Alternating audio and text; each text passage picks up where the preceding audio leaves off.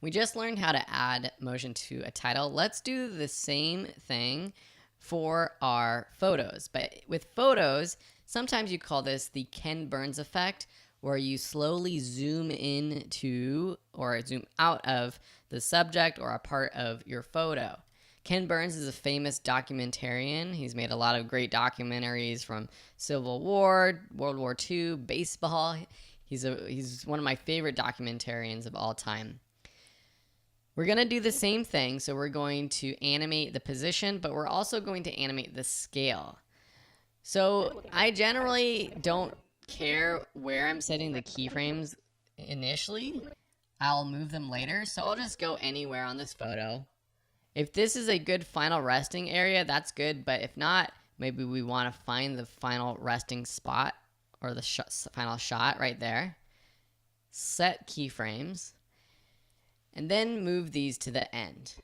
And then we have to decide, do we want to zoom in or zoom out? I think I'm going to be zooming in. So that means the keyframes before have to be a smaller scale.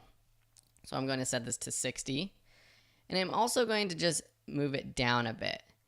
So now between these two keyframes, it kind of moves up and zooms in. And I'm going to move these keyframes to the very beginning, just like so. Literally will take away my voice. Okay. I'm going to do the same thing with the car image, but instead of zooming in, I'm going to zoom out. And sometimes I think that looks really good when you're zooming in and then you match it up with the zoom out right after that. So I'm going to set a keyframe right there, and this will be our final resting spot. Then I'm going to zoom in just a bit, maybe 25, and tilt up, maybe over to Anthony just a little bit so the car is revealed. Move these keyframes over to the left. So it zooms in, zooms out.